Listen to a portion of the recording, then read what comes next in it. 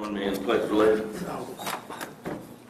I pledge allegiance to the flag of the United States of America and to the republic for which it stands, one nation, under God, indivisible, with liberty and justice for all. Welcome, everybody. First item is the approval of the minutes from the July 26th meeting. Any corrections, changes, comments? No? If not, we'll approve those as submitted. Report of the town manager. Very glad to the council. Swimming project. We're still working on some of the details related to the design project as well as Wilson. So glad that's not what's nice again. We are optimistic that we'll get that before the next time. I think that's all I've got. If you've got any questions about things, I'll be back in. Any questions from Mr. Warner? No? All right. Next item, appearances before council. Anybody signed up? No? Okay. Council comments, Mr. Carson? Not this time, sir. All right. No comments. I had talked to you, Mayor Black, about, I've had a few more people ask about the dog park, and I've never really pursued it or anything, and I didn't know if, maybe, I don't even know if this is the right spot to do it, but I don't know, Bart, if you had looked into other localities and how they do it, because I don't know the pros and cons, you know, who cleans up, that kind of stuff. So if we could get someone maybe to reach out to other localities that do it and see what's worked and what's been a problem, just so I can respond to citizens more on whether it's something we can do. That's all I have. On the dog park thing's been going on for several years now. I started and Mr. Joe Hanson worked on it. We had several spots available, and Mayor Watts went and get spots at Liberty Lake at the dog park.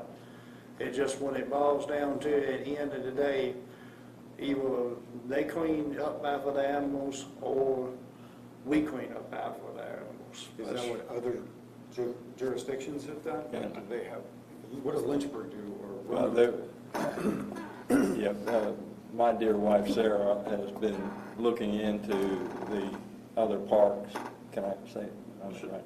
Sure. Has been looking into the other parks. Most of the time, the folks clean up after their own animals, and most of these parks are used mulch, and there's no grass, so there's very little turnover or maintenance on that stuff. There's a number of them that have them. We come through on Route 29. There's one there I'm trying to think what the county there is, but there's one right at the side of the road that has gotten a lot of support. The one in Salem, it was built by the Rotary right next to the pound, so that it's done fairly well. But Sarah's going to try to go and find out and talk to the people who do it in Salem. So she's. Okay. So if we want to put this on a more discussion type item down the road or whatever, Bart can maybe, if you want to get It's like the some pros and cons. pros What and would it cons cost? You know, what's you the downside? Can we do it? and then we can. There are some grants available. We know that from Petco and some others. There's some grants out there that are available for this kind of thing.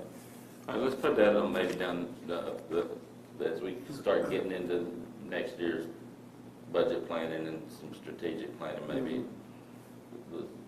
But maybe we can get some yeah, low-rate the dog parks are important just to get dogs socialized. They're much better to people to handle them and not have some ugly things happen when you can get dogs socialized properly. And I'm sure Jessica, the vet at Blue Ridge, and Laura at Riverside both would support it and tell you some good things about it. So it's a project that's worthy of our consideration.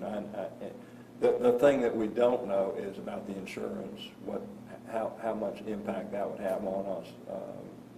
If you have, sometimes people have animals that are not being able to be socialized very properly. Okay. Is my understanding the county is also considered reviewing all of their parks? And the one on Bedford Avenue is included in that? And, maybe something they could Actually, the property we recently purchased adjacent to Liberty Lake Park is included. But when we was discussing the dog park years ago, it wasn't, that everybody was on board for the dog park. The big problem was finding a place that was accessible, easily accessible, especially to people traveling. Yeah. That was the biggest problem with the dog park, but everybody was on board for the dog park, just finding the right spot. Yeah. I wasn't sure. And we'll have a good discussion on it and look at the pros and cons, but I've seen some very nice ones in our travels at RV parks. Very nice one up at Crozet outside Misty Mountain Campground, but they have area for small dogs and big dogs. But anyway, we'll talk about more about it. Yeah, most parks have to have Yeah. a large and a small dog, because you don't want to put, That's where your big dogs and yeah. small ones are separated. All right, anything else, CJ? That's it. Bruce, anything else? I think I've made enough of myself today. No, didn't I need to add this to the agenda? I just stuck my foot into it. Bruce? Oh, wait a second. All right. First, I'll piggyback on the dog park idea. I think it's a great idea.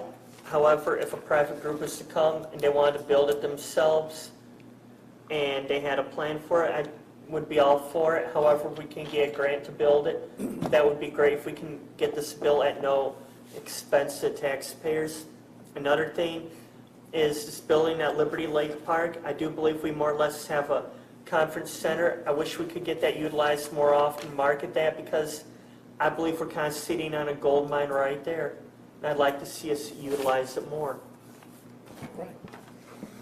I'd just like to shout out to the police department for the National Night Out. Went out the other night. Councilman Haley was there, Councilman Hartwick was there. Councilman Haley broke the dunk booth. That's okay. It was a good turnout, and the committee Bart was there, and good turnout, and the police did a really good job with that. So, and then also like to give a shout out to Anxious for Nothing. That's a skateboard ministry here in town that had a back to school event Sunday night down there at Westgate, and that was a really nice event. And you know, our police chief and Officer Brooke were in the dunk tank that night, so that was interesting. But both of those events were very nice community building events that I hope will continue in the future. All right. Report of council committees. Bruce, we had a property committee. Yeah. Yes, tonight the property committee met and we went through a list of items that we're considering doing, and we've got some good things coming down the pike, and we're just making sure that we've got all our I's dotted and T's crossed, and once we're able to make an announcement to you guys, we'll let you know what's going on. All right. And that leads to the revisions to the agenda. I would like to add a closed session tonight for disposition of property under Section 2.23711A3 in the Code of Virginia is amended for the acquisition or disposition of publicly held real property where discussion in an open meeting would adversely affect the bargaining position. So I would like to add that closed session at the end of the meeting. All right, no public hearings, no consent agenda, no old business, new business. Mr. Warner. Thank you, Mayor Black, members of council. First item of new business relates to personnel allocation for the police department. As part of his initial work plan upon joining the leadership team of the town, Police Chief Ronnie Lewis is seeking to reallocate the human resources of the police department in a manner that improves efficiency of the operation, as well as the morale of officers by providing greater opportunities for expansion of their personal skills. One aspect of that overall plan is the reactivation of the captain position within the department and plans to promote both existing lieutenants to that rank. In order to effect this action, council has to approve the allocation of the captain position within the appropriate portion of the fiscal year 22-23 budget. The revenue for the costs associated with this change will be provided to the current year fund balance. Chief Lewis presented his plan to the Public Safety Committee on July 26, 2022, and the members of the committee unanimously recommended that this be placed on tonight's agenda for consideration and approval by the full council. Tonight, the town council is requested to consider amending the position allocation section of the fiscal year 2022-2023 budget by inserting the position of police captain at grade 16 and allocating funds appropriately. All right, so do we have a motion to amend the budget to allow for the personnel allocation in the police department to add the two captain positions? So moved. Second. All right, any discussion or questions? Did you? That's pretty much what we discussed at the, safety meeting here, July 26th.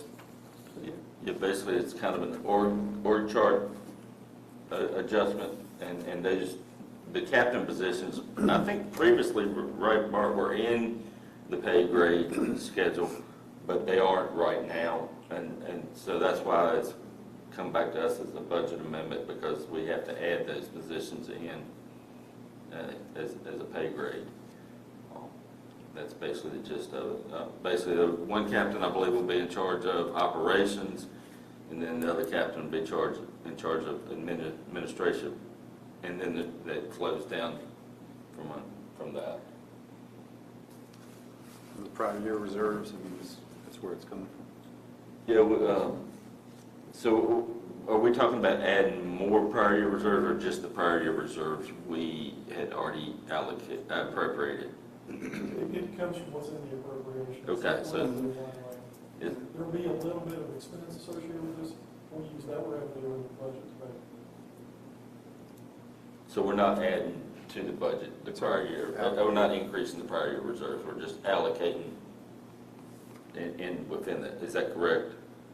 Are we actually gonna have, when we do our rollovers, are we actually gonna have like, I think it was like $25,000, are we actually gonna add that to that? There will be a slight rollover attached to this, but the biggest thing is creating The positions, and that's all we're doing now, and then we'll appropriate the funds for that, right? So we're good, okay. Is this something that's gonna be happening pretty soon? As soon as we approve it, it's gonna be, We will set it in motion, yes, sir. okay? And now, Chief Lewis has a 30, 60, and 90-day plan, and we're working through that before we talk about it. Okay. He's basically just kind of changing the org chart a little bit, I guess, in that changing the names of positions and to where he's getting more of what he needs. Yeah, and the other thing with the captain's position, the lieutenants currently are not eligible for certain training from the International Association of Chiefs of Police. That is limited to deputy chiefs and captains, so Yeah, it's, I think it's a good thing. All right, any other questions, discussion? All right, roll call. Mr. Carson? All right? Mr. Haley? Aye. Mr. Hartwick? Aye. Mr. Johansson? Aye. Mr. Shelling? Aye. Mr. Stanley? Aye. Mayor Black? Aye. Motion carries with 7 ayes. All right. Next item, the Bedford Otter Bus Project. in January 2022, staff provided a draft application to town council for their support prior to submitting a request to the Virginia Department of Rail and Public Transportation for a demonstration grant to run the Bedford Auto Bus for a year. Town was awarded the grant, which was approved by the Virginia Commonwealth Transportation. This award requires the town to enter into a master agreement with DRPT for that grant. Once signed, DRPT will provide a simpler contract on the specifics of how the grant will be managed, and the town will review and enter into. The town attorney has reviewed the master agreement and discussed what is needed with staff. The town attorney will review the contract and receive as well. The grant contemplated an arrangement with the Bedford Community Health Foundation as operator. After the contract is signed, the town will be able to formally procure an operator. Tonight, town council is requested to authorize staff to sign the attached master agreement and the contract that will be drafted from that agreement immediately after DRPT receives the signed agreement. We have a motion to approve the master agreement from the Department of Rail and Public Transportation. So moved. Second. Any discussions or questions? So, we're basically taking over the bus. And, Bedford Community Health Foundation is still going to operate. The town is kind of the go-between. Okay, I just want to, because it sound like it, but I just want to make clarification. So we're going to get the grant and give them grant money to the Health Foundation to operate the bus. 80%, and then, because I asked this question, because it was like a percentage, so the state's gonna fund up to 80% of the operations, and then we're not on the hook for the other 20%. The Community Health Foundation is, for at least for this first year, and then, so, I mean, there's no, we're not. It's not a town-operated bus. No, it's not a town operated. Is it still, just a quick question, how is ridership, is it pretty active? I mean, it's growing, okay.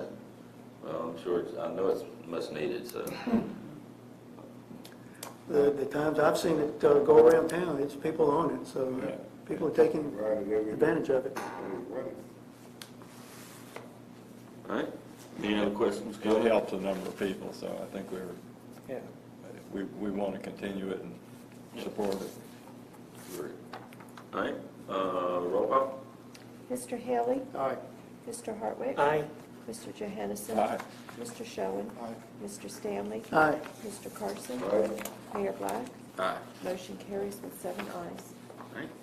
And the next item, review of the Phase 2 boundary adjustment. And if you'd like to come down here, you walk up where you see the screen, I'm going to pop up the left.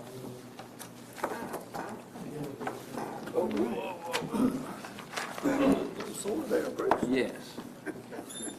What happens when you sit on your butt for 7 hours?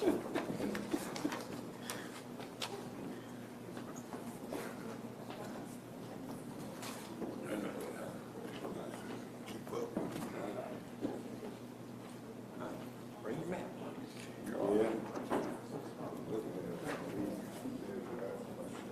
Cut you out of it?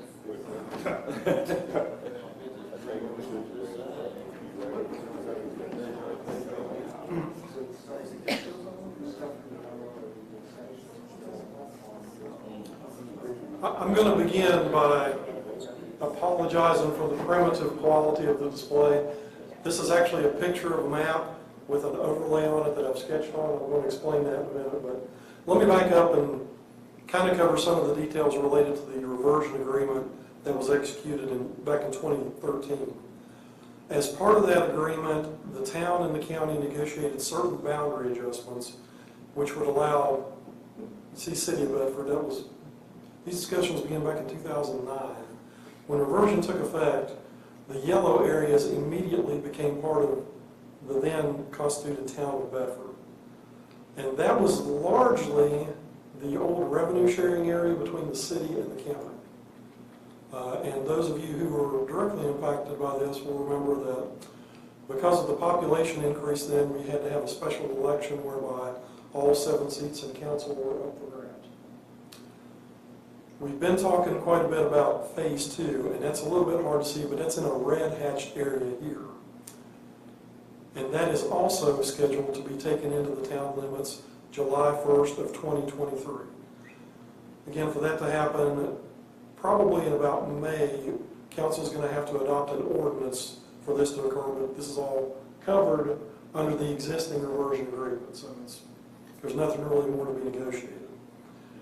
We've been talking about the impacts on our operations for budget because we need to be prepared July 1st to provide services to the areas we're taking in. The primary impacts are going to be in the North Hills neighborhood, north of the hospital here, and over here in the town and country neighborhood here. The other areas, this is Bison Printing. This is a small neighborhood known as Stafford Drive off of Smith Street. What's interesting about most of these areas is they are connected to the town in such a way that you can't physically access them without coming through the town. So that was the reason for their inclusion back in 2009, 2010 when we first talked about it. But we also talked about providing the town some room to grow in some speculative ways. So this area to the east was agreed to be taken in. This is the site of the Little Otter Business Park. roughly, which is an industrial development area, I think administered by the county EDA if it's not a private park. And then there are some other homes here, but the idea when looking at boundaries that were reviewed by the Commission on Local Government was that it makes the most sense for those to be physical. And when I say that, in most cases we use roadways, waterways. This is the Little Otter River. The railroad forms a boundary here, and then parcels themselves can also form the boundaries. I will tell you, this agreement for boundary adjustments basically runs from 2013 to 2028. So there's also a phase 3 area that the town can take in between now and 2028 if certain development criteria are met. I will tell you in all candor, I don't think there is going to be any type of activity that will meet that criteria in the language of the ordinance. Once 2028 happens, the agreement goes away. We're then a town like any other town that would consider boundary adjustments in that way. So a lot of people have asked about phase 3. My opinion is it's not likely that we're going to execute any adjustment based on that. Backing up a bit though, we know that July 1st of next year, we're going to have some new neighbors. And the original boundaries, as I said, made sense using physical boundaries, Little Otter River, roadways, and parcels. But one of the things we did back then that I'm asking you to revisit is we went up Big Island Highway all the way to Fancy Farm Road, then a portion of Fancy Farm Road, and we talked about extending the boundary all the way up there to about Bedford Country Club. But one of the things we said back in 2010 was that's really going to be a stretch to provide services at a quality level. So we did include all the way to Fancy Farm Road back in 2010 when we were drawing lines on this map. At the time, we backed up and we used a transmission line. This is an electric power line, which forms the current boundary of Phase 2 in this particular area. Also, we used the Little Otter River over here to provide the boundary. Tonight, I'm asking you to consider amending Phase 2 to eliminate these areas. Instead of using this power line, I'm suggesting we back that line back up to the Little Otter River again. And over here, I'm suggesting that we abandon this particular territory and just use the existing boundaries as they were formulated previously. The reason for that in this case is the river actually creates split lots, and one of the things we tried really hard to do in Phase 1 was to avoid that. And when you've got a lot that is half in the county and half in the town, that creates a lot of burdens both for the property owner and for the town. And frankly, we've also talked about the provision of services in this area with staff and the fact that, you know, there's not a lot of benefit either to the citizens or to the town, obviously. Up here, we had the same discussion. That power line boundary, frankly, has always bothered me, and I'm the idiot who actually drew it on there to begin with. What that does also is create a lot of split lots that front on Fancy Farm Road. And when you start really talking about service provision, you're talking about some real practical issues. There are also about anywhere from 15 to 20 homes on Big Island Highway across from Liberty High School that are going to be difficult to serve. The conversation I had with DW was imagining running a trash truck on this road on a morning when school's in session. So I've consulted with Stephen Peatgrass, who is now our counsel for annexation matters. You know, first off, can we back off a little bit and then make this the effective line without having to go through a lot of other procedural issues? He confirms that we can. So what I'm doing is preparing for the administrative matters that have to be executed next year. And when I say July 1 is the effective date, we need to have that ordinance adopted, I think, by May at least. And we might want to consider having public hearings. And I'll also be happy to meet with the neighbors who are impacted. And I'll be scheduling those meetings around January and February. But basically, I want to ask for your input and your approval to proceed with this new boundary in this area and with excluding this area as Phase 2. And I'm sure you're going to have all kinds of questions, and I'm happy to field those in any way that's most efficient.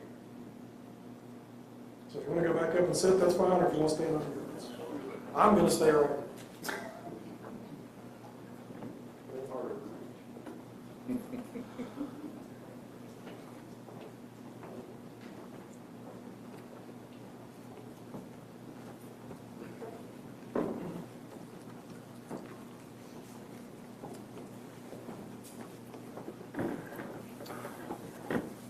right, we need a motion first, or you want to discuss it a little bit, or we need to discuss it and ask questions? Need a motion to discuss it? Yeah, Yeah, but go ahead, so go ahead, do we have a motion to, make the necessary phase 2 boundary adjustments as presented? So moved. Second? All right, discussion, questions? Anybody got any questions? Why? Was any of this based on citizen pushback from these areas? actually, we're trying to get ahead of that as much as we can. But it's not based on people complaining like, hey, Not yet, but I'm anticipating that there will be people who object to paying an additional tax for townships. The short answer to that is no. Really, we're looking at it from more of a practical sense. I think there might be some people who will be happy about it. right. But like, so it was you and DW getting together like, hey, is this going to be efficient? Is that what, I'm just wondering what brought this about? No, actually, I've been having discussions with Mr. Pete Grass, our attorney, also with staff, and also with the county administrator dating back several months, because what I have to do, one of the things I have to do is we have to have a meets and bounds survey of the Phase 2 area. So if we're going to make any changes, I've got to provide that direction to the surveyor pretty darn quick. But now this is something that probably at least for 6 months, at both at the staff level and then privately with the county administrator, I've been talking about. Or do you have an estimate of how many tax parcels this entails? And I think the Phase 2 area overall is about 650 tax parcels. We would be excluding about 90. about 90 tax. And a lot of those are really small, kind of cut up things. Again, the neighborhood across from Liberty High School, most of that. But it's really only about 30 to 40 households that would be impacted. So my question would be, no legislation, y'all had to do this to get it approved and approve the reversion contract. Would it be anything that we would have to send to Richmond or to adjust the reversion contract? Because at one time I understood you couldn't adjust the reversion contract. The advice I was given by Mr. Stephen P. Grass, our attorney, is that as long as we are not expanding the boundary, we do have the right on our own to reduce or bring back in the boundary. So, quick question, have we notified these property owners, or should we notify them, notify them, make them aware that we're considering this, or we're gonna do this? I mean, I don't think there would be, but there might, what would happen if someone said, we wanna be in the town? Well, at that point, when we would consider the ordinance in May, they would have the right to come to request that. And that would probably be a good reason to have a public hearing. Right. But really and truly, a public hearing is basically to express their viewpoint. My understanding is it's not mandatory, Yeah. but I think I would recommend that we have. It's a courtesy, but really, this is a done deal pretty much. Yeah, and the done deal is using the power line. Yeah. Frankly, bringing it back is the change. Now, to the question of have the people in Phase 2 been notified, for everyone in the original boundary has been notified due to the process of reversion. As far as contacting the people directly, let them know they would not be taking it, we have not done that. Should that And I be, didn't want to get ahead of the council on that action. but shouldn't that be something we probably should do sooner than later, is just in case, like I said, I don't think that you In case they really want to be in town. you know, but there might be, there might be some reason that some of them said, well, we'd prefer to stay in the boundary adjustment, but, so is that something we could do fairly quickly, early in this Yes. process, to just notify them that council's considered making this boundary adjustment? I'll be happy Or to the send out. council has agreed to make this boundary adjustment, you would no longer be included in the town. If you prefer to be in town, then please let us know or contact me, Yeah, I'll have to. whatever, or something. I think it'd be a good PR too. Oh, yeah, by all means, where would you have your informational meetings that you talked about? Well, I'm just trying to be somewhat strategic about that. I'm thinking North Hills, if I can either use a facility at the hospital or at the Oakwood Villas Clubhouse. I want to make sure there's enough space for everybody to be comfortable. The town and country neighborhood's a little more complicated. I don't know if there's any space there closer than the YMCA. I'll also be happy to host a meeting here. I'll be happy to go talk to people in their living room if you want to, 'cause I just want to make sure that we're upfront and transparent about everything we're doing. Well, I think most of them down below me are aware of it. I've been approached by a My number of mother-in-law people. currently owns a property on Vista Circle, so I'm impacted by this personally as well. I mean, I've not heard any real pushback, but when it gets closer, who knows? Okay, a couple things. One, I noticed you're talking about how some parcels were going to be split. Is there any way to prevent that? And two, as far as telling the people, hey, you may be coming into the town in 2023, what are going to be some of your selling points so they don't come after us with pitchforks and torches? I make no guarantees about pitchforks and torches. So your first point, one of the points is to avoid the split lots. That's the nature of this proposal. If we proceed with the boundary as it was originally agreed to, we would create split lots, which will be problematic. But this will not, your My proposal, proposal will not. and it's just so I'm clear, it's the red. Well, I'm not gonna say it's not gonna create any, but it won't create any additional split lots. In fact, it'll remedy. There might be one or two here by the river here, but there was no objection noted back in 2010, so we didn't do that. Your proposal is the solid red line. Is that what Yes, you're saying? And that's the river. yes, that's a little lot of river here Yeah, now. yeah. There's a parcel up here that we always refer to as Redlands, and there's an LLC that owns that. And we're keeping that as contiguous territory because frankly, we think it might be developed somewhere. We don't know now. And that's not a split, that won't be a split. That is not a split lot. Okay. All right. But the other thing, the selling points of folks, we hear a lot about double taxation. There's no such thing as that in Virginia. You pay town taxes for town services, you pay county taxes for county services. We feel very good about the value of the services we provide. The one tax everybody zeroes in on is the real estate tax rate. To the penny, I think we can tell you what you get for your 31 cents in the town. It's good value. In particular, I'll point to police coverage, road maintenance. We talk a lot about sidewalks and streetlights. Let me speak to that point and jump off for a second first. Our plan and the comprehensive plan is to start in the middle of town and work our way outwards and have sidewalks and lights on every single street. However, when opportunities present themselves and we get grants, we have deviated from that. One of the things we'll tell the folks in North Hills and Town and Country is, if you would like for us to put those in your neighborhood, we can, at the direction of council, accelerate that program. The other thing, Town and Country, we have used some of our ARPA money already to direct the water authority to make sewer improvements, and candidly, they're not even in town yet. So, again, I'm going to point to the 31 cent figure as well. Bringing these folks in will bring them into our tax base, so I'm pretty confident that that 31 cent rate is going to be reduced. In fact, it may be reduced as part of the most recent assessment. So, for the folks that are not in town yet and are worried about 31 cents, I don't think it's going to be 31 cents. For the folks who are already in town, you're probably going to get a tax break. So, as far as selling points, we really just kind of stand on the value of what we do. One thing I'll tell you anecdotally is for $25 a month, we all enjoy excellent refuse pickup services.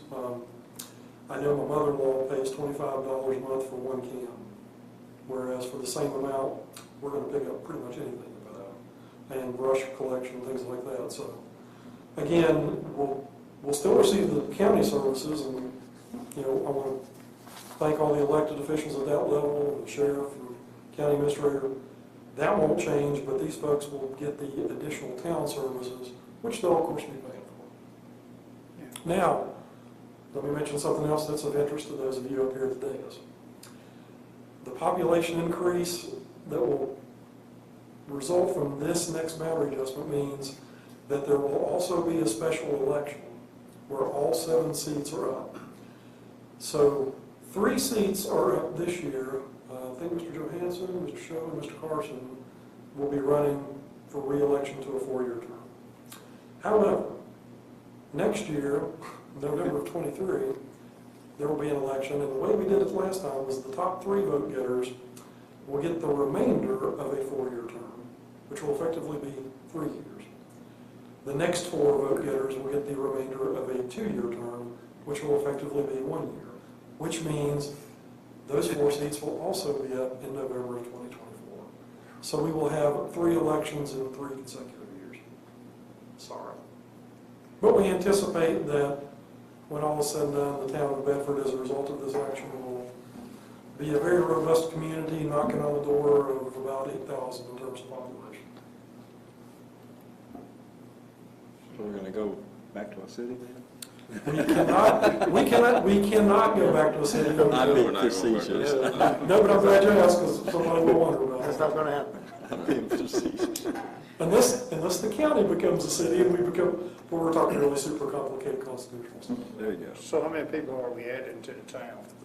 About, my estimate is anywhere from 1,200 to 1,500. And that's, we also have some development going on right now. We've got the middle school project, the 620.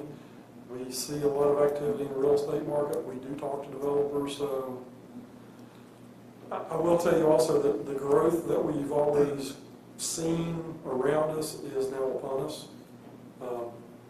Our challenge is to maintain that in a way that doesn't overwhelm our identity. And we're committed to do that. So the main reasons that you're suggesting this is because it was before creating split lots and areas of more efficient service. Yes, sir. Is that the primary 2 reasons? Because if we Yes. get asked, I just want to be able to. And I'm going to tell you candidly, I'm the one who drew most of the lines on this map, and I really expected to be challenged, and there were so many details that we just never got around to that discussion. So I'll accept responsibility for the error, but nobody smacked my hand like that. Yeah, I think, as you said, rivers and boundaries like that are good, rivers are good boundaries. Yeah. My mind was somewhere else when you said that total population. What will it be roughly? I think it's going to be about 8,000. It might be a little more than that. Okay. And, of course, I'm no longer your planning director, but, for my tenure, I've always contemplated that this place might within the next 10 to 20 years, hit about 10,000. But that's, we're not looking to become something we're not. We're not looking to grow for the sake of growth. We're looking to be robust and attract some of the commercial development that we've said before. That's about it. And then one question. So if we take away this, there's no way to adjust and bring in something else kind of contiguous to some other area? Not until 2028. Okay. After 2028, we're a town like every other town. If we're still here and we decide there's an area that's adjacent we want and it meets the criteria of the code, we can either do a boundary adjustment or some kind of voluntary arrangement. But, Okay. We'll be a real So town we in can't take 2020. away from, so we can't take this away and then adjust and, That would require a renegotiation of the settlement. okay. I thought that was the truth. We can do a less intense boundary adjustment, but we can't go over. Right. You say on Fancy Farm Road, we would not be using the power line as a boundary anymore? That's correct. And in 2009, 2010, Fancy Farm Road was as far as we ever thought we'd possibly go. And now I'm telling you, I still don't even think we need to go that far. And that was just on the going out, That's on the just north end. on the left side of the road, right? There was nothing ever on the Liberty High School side of the road. Correct. Okay.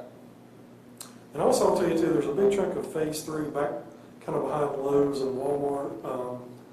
The terrain there is pretty rough. If there's commercial development or something that happens there, if it happens before 2028, we have the right to annex it by ordinance. Beyond that, we'll evaluate whether that needs to be in town or, I can't foresee anything at that scale in that time frame. Maybe someday, but I doubt that I'll be here. And by that, I doubt that I'll be alive to see it. So basically what we're kind of voting on tonight, or action we're taking tonight is to start the process to make this adjustment. And our process for Phase 2 would be based on this new boundary rather than what was. Okay. But what we're cutting out tonight, we could, if we were inclined, to take it in Phase 3. Yes. Yes. In phase 3, do you have to take all of the boundary adjustment, or you can pick and choose what pieces you You want? can cherry pick based on what meets the development standards and the agreements written that way. Okay. Or you don't have to do it at all. Or you don't have to do it all, that's correct. All right. Any other questions, discussion? Roll call. Mr. Hartwick, Aye. Mr. Johansson, Aye. Mr. Schoen, Aye. Mr. Stanley, Aye. Mr. Carson, Mr. Haley, Aye. Mayor Black. Aye. Motion carries with 7 ayes. All right, next item is, I need a motion to go into closed session pursuant to section 2.2-3711A3 of the Code of Virginia of 1950 as amended for the acquisition or disposition of publicly held real property where discussion in an open meeting would adversely affect the bargaining position. So moved. Second.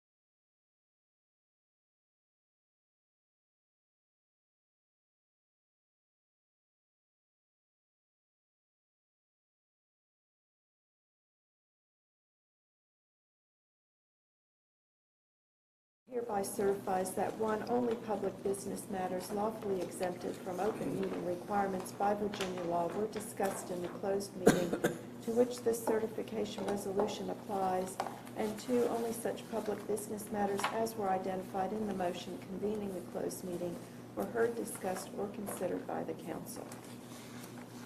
Do you have a motion? So moved. Second. Second? Roll call. Mr. Shelby?